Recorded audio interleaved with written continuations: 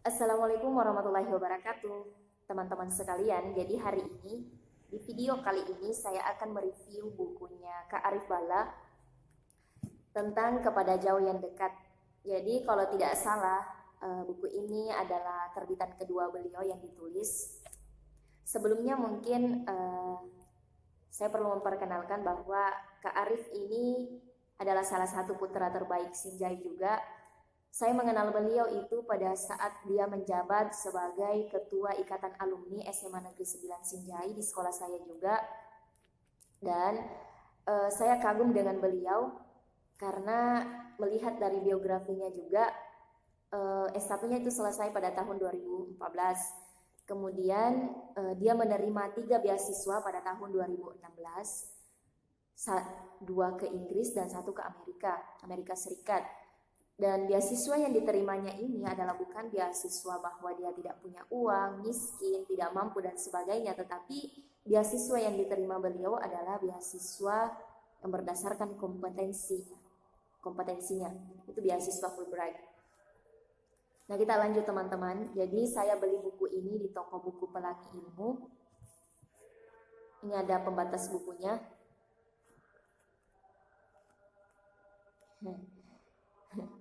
Oke, jadi di sini ada tulisannya, lembar per lembar, lama-lama juga akan kelar. Jadi betul teman-teman, kadang kalau kita membaca buku sampai 300 halaman, kita lihat, wah bisa nggak kita selesaikan buku setebal ini. Tapi kalau yang dikatakan Najwa Shihab bahwa cukup cari satu buku yang membuatmu jatuh cinta. Nah, kalau teman-teman sudah terlanjur jatuh cinta untuk membaca buku, teman-teman tidak akan menyangka bisa menyelesaikan 500 sampai 600 halaman buku. Kita lanjut. Jadi saya beli buku ini pada 3 Maret 2020 sebelum kita dikemparkan oleh corona. Kita mulai dari sampul teman-teman sekalian. Jadi saya suka dari desain sampulnya. Nih, elegan. Kemudian ini juga di belakang. Saya suka dengan tulisan yang ada di belakang ini. Merantau itu melangkah keluar dari lingkar nyaman dunia kita. Menulis itu membuka peluang ditilik kritis oleh siapa saja. Tapi merantau dan menulis menjanjikan imbalan tak ternilai bagi kebaikan diri. Itu teman-teman. Jadi tebalnya ini buku sebanyak 329 halaman. Saya suka dengan kertasnya, bagus. Kemudian dicetak pada tahun 2019 oleh penerbit Orbit Indonesia. Saya mulai dari daftar isi. Teman-teman bisa lihat dari daftar isinya. Sini ada banyak. Ini. Sampai sini ya. Jadi ada beberapa item yang perlu kita baca. Sebenarnya sih ini buku sudah lama saya beli dan saya hanya mengingat-ingat apa yang pernah saya baca di buku ini. Buku ini bercerita tentang Kak Arif merantau dari sejak kecil, dari SD dia sudah merantau. Kemudian satu teman-teman yang paling saya suka di sini, Kak Arif pernah berdoa. Dalam buku ini diceritakan juga Kak Arif pernah berdoa. Dia berdoa kepada Tuhan agar dia terdampar jauh. Dan alhamdulillah karena doanya itu akhirnya dia terdampar sampai ke Amerika Serikat. Yang pertama mungkin saya akan bahas tentang merantau, apakah yang engkau cari. Di sini ada yang ditulis bahwa bahasa Buddhisnya itu Lao Sapak Deceng, Lisu Mapi Deceng. Mapa Deceng. Artinya itu pergi mencari kebaikan, kemudian pulang untuk memperbaiki. Itu betul bagi setiap orang yang ingin merantau.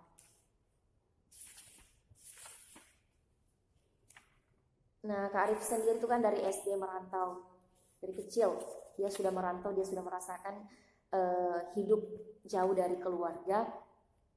Hanya saja teman-teman yang perlu kita garis bawahi, di sini juga dituliskan di bukunya Kak Arif bahwa yang menjadi beban pada perantau adalah ketika dia jauh dari keluarganya. Dia tidak bisa melihat kedua orang tuanya itu menua, dia tidak bisa menyaksikan perharinya momen-momennya bersama dengan keluarganya. Bahkan mungkin kalau kita yang hidup di pedesaan, termasuk Kak Arif di sini kan termasuk juga orang yang kedua orang tuanya itu tidak pernah mengenyam yang namanya pendidikan, tidak pernah merasakan yang namanya bangku sekolah, tidak pernah duduk di sekolah. Jadi hanya karena cita-cita seorang anak yang ambisinya tinggi untuk menjadi orang yang sukses dan ingin menginspirasi banyak orang, sehingga dia punya cita-cita untuk kuliah sampai ke luar negeri. Ini sebenarnya gila sih, tapi ya bermimpi kan tidak boleh tanggung-tanggung. Seperti itu. Teman-teman sekalian, jadi itu tadi tentang yang merantau. Sekarang kita lanjut di halaman 57, Bala bapak saya. Jadi Arif Bala itu sendiri adalah nama bapak beliau yang mengikut di namanya. Kemudian di halaman 107 tentang menikah. Jadi teman-teman sekalian, bulan ini adalah bulan pernikahan, bulan Syawal, bulan yang diincar oleh banyak kalangan manusia. Banyak orang yang mengedarkan undangan saat ini dan juga banyak yang melaksanakan lamaran ini. Dan semoga teman-teman yang melaksanakan niat baik di bulan ini semoga dimudahkan sampai hari H. Itu, kita lanjut di halaman 113 teman-teman. Kita sering mempertanyakan keperawanan, tetapi keperjakaan, nah ini penting teman-teman. Kita sering bertanya tentang keperawanan perempuan, sementara kaum laki-laki tidak mempertanyakan dirinya, mencari perempuan yang perawan tetapi tidak mempertanyakan dirinya bahwa dia berjaka atau tidak. Jadi itu yang perlu kita garis bawahi keduanya, bahwa perawan dan berjaka itu perlu untuk kalian. Jangan hanya mempertanyakan sisi keperawanan perempuan, tapi pertanyakan diri kalian juga. Nah ini di halaman 125. Kapan nikah? Pertanyaan yang biasa saja. Ini mungkin sering kita ditanya, khususnya kita yang umurnya sudah 25 tahun ke atas. Sering ditanya dengan pertanyaan yang seperti ini, kapan nikah? Nah teman-teman, Kak Arif punya solusi ketika teman-teman ditanya kapan nikah. Ya jawabnya sebelum lamaran. Kalau ditanya kapan lamaran, ya sebelum nikah. Itu saja bolak-balik. Jadi kita perlu garis bawahi di sini teman-teman, bahwa menikah mungkin adalah bukan ajang perlombaan, bukan mengurus organisasi yang hanya 1 atau 2 tahun periodenya sudah selesai. Tetapi ini persoalan kita hidup dengan orang yang karakternya berbeda dengan diri kita. Harus kita menyatukan 2 karakter di dalam diri kita. Kita harus saling saling memahami. Jadi ini bukan adalah ajang perlombaan, tetapi memang betul-betul harus kita maknai keberadaannya di sisi kita, seperti itu. Jadi ini ada mungkin yang menunda menikah karena memang dia harus keluar. Di buku ini juga dijelaskan bahwa ada yang menunda menikah mungkin karena dia sibuk dengan mengajar keluar daerah untuk mencerdaskan anak bangsa, dan ada juga yang memilih menunda menikah itu karena dia mengejarnya namanya prestasi untuk menginspirasi banyak orang. Itu wajar. Kemudian di halaman 135, berhentilah mengeluhkan uang panai. Nah ini teman-teman, yang perlu digarisbawahi, Kak Arif juga di sini adalah termasuk orang yang tidak setuju mungkin dengan uang panai yang terlalu fantastis. Kalau saya mau bahasakan bahwa perempuan dengan panai yang rendah itu adalah sebuah aib. Kenapa saya katakan seperti itu? Ya, 1 bulan sebelum pesta pernikahan atau bahkan 1 bulan setelah pernikahan itu akan menjadi cerita di kalangan tetangga-tetangga kita. Kenapa panainya murah? Kenapa panainya rendah? Pacaran kah? Atau kenapa itu anak? Kenapa rendah sekali panainya? Itu adalah sebuah aib teman-teman sekalian bagi kalangan perempuan, khususnya orang Bugis yang panainya rendah. Tapi di buku ini juga bercerita bahwa anak SMA yang kisarannya sampai 35 juta, anak S1 mungkin kisarannya 50 juta, S2 75 juta, S2 dengan pekerjaan mungkin sampai 100 juta, itu dibahas di buku ini. Jadi uang panai itu jangan dijadikan sebuah beban. Teman-teman, di buku ini diceritakan bahwa menikah itu ada 4 perkara yang dilihat, kan? Secara agama, teman-teman tahu pastinya. Agama, kecantikan, harta, dan keturunan. Itu yang perlu kita garis bawahi. Ini yang paling penting teman-teman sekalian. Yang perlu kita ketahui bukan persoalan uangnya saja. Meskipun orang tua mungkin ada yang membahasakan bahwa seorang gadis perempuan dijual dengan harga, kalau mahal berarti dia sedang dijual orang tuanya. Itu wajar teman-teman sekalian bagi kita perempuan. Karena kalau kita mau list daftarannya, memang wajar kalau perempuan ditarget dengan harga yang harganya 75 juta sampai 100 juta. Tapi teman-teman perlu berpikir bahwa itu tidak selamanya, bahwa S1 itu 35 juta, S2 sampai kisarannya 75 juta. Buktinya ada yang bahkan S2-nya selesai, panainya juga cuma 50 juta. Jadi kalau bahasanya di buku ini betul bahwa uang panai itu tidak seserem atau tidak sengeri atau tidak semahal yang seperti di media-media laporkan sampai viral. Itu tidak seperti itu, jadi tidak semuanya.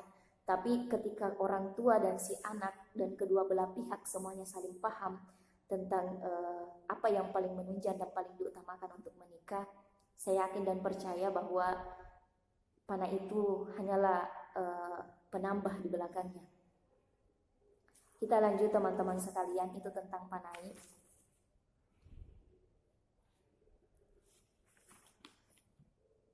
Cinta perempuan dan santet.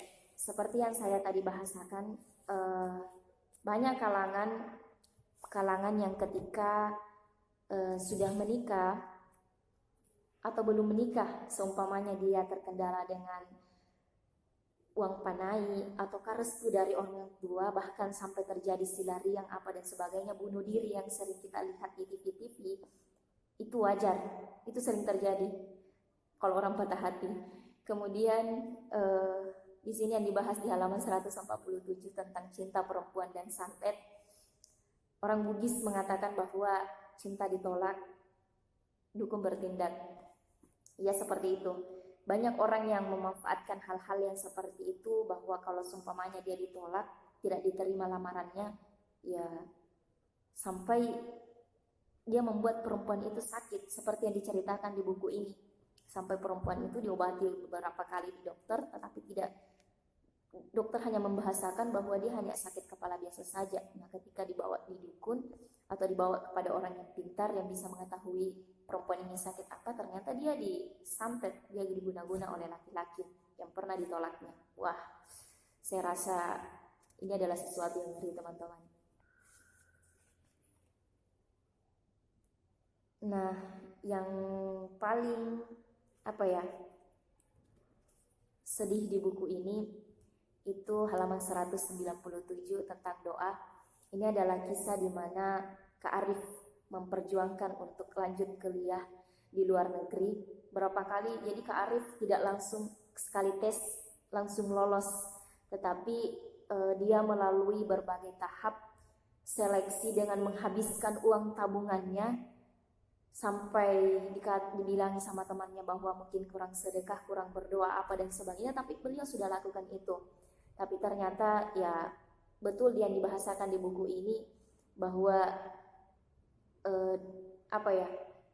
Tuhan mengabulkan doa kita itu di sebaik-baik waktu. Jadi teman-teman sekalian, terkadang Tuhan memberikan kejutan di hidup kita atau surprise yang tidak kita sangka-sangka. Doa itu mungkin kita pernah ucapkan di beberapa tahun yang lalu, tapi Tuhan mengabulkannya di tahun sekian. Itu wajar teman-teman sekalian, kita hanya perlu berusaha dan berdoa terus. Nah, selanjutnya adalah Sinjai, Kuda Putih, dan Nilai-nilai yang hilang. Di halaman 235 ini, nah di halaman 235, simbolnya Sinjai itu kan adalah kuda putih. Kenapa kuda?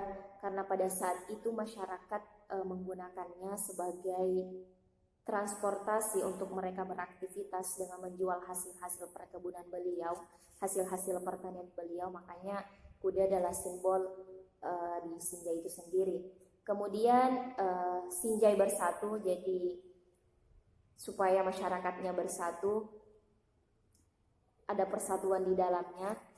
Nah, di sini di halaman 236 saya suka bahwa hubungan baik ini landasan prinsip Sipakatau, yaitu saling menghormati dengan menjunjung tinggi nilai-nilai konsep. Kemudian Sirui Menre Tesiri no yang dimaknai saling menarik ke atas, pantang saling menarik ke bawah, serta Malilu Sipakainge yang berarti saling mengingatkan dan menasihati jika keliru. Jadi semoga Sinjai dengan tulisannya Sinjai bersatu itu bukan hanya sekedar simbol atau tulisan tok saja, tetapi mungkin saya perlu berpesan kepada tuan-tuan yang gila akan jabatan bahwa mari kita menjaga bahwa Sinjai tetap bersatu.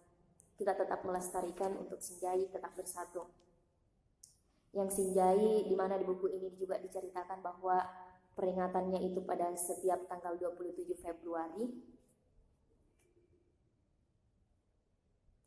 Nah, baik itu teman-teman sekalian.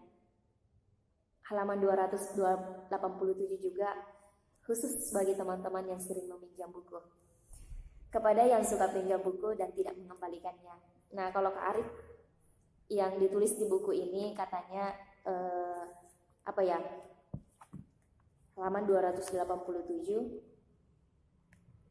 Saya lupa kata-kata beliau.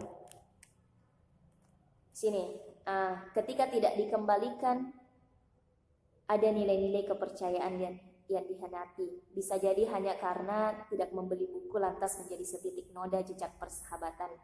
Seperti itu teman-teman. Jadi kalau saya mau bahasakan bahwa buku itu adalah hartanya mahasiswa, hartanya kita. Salah satu harta yang penting juga itu adalah buku. Bukan hanya sekedar mengoleksi, tetapi membacanya juga perlu. Nah, itu dia teman-teman sekalian. Jadi buku ini lebih banyak bercerita tentang kehidupan yang dialami Kak Arif sendiri di Amerika Serikat, teman-temannya berpuasa di Amerika Serikat dan berlebaran pun di Amerika Serikat. Jadi teman-teman yang ingin merantau dan melanjutkan pendidikan ke luar negeri khususnya di Amerika Serikat, lebih bagusnya teman-teman membaca buku ini agar teman-teman terinspirasi juga untuk lanjut kuliah, kemudian kehidupan-kehidupan lainnya yang dialami oleh Kak Arif, baik itu di kampung, baik itu tentang dunia pernikahan apa dan sebagainya, itu terangkum di buku ini. Baik, seperti itu teman-teman.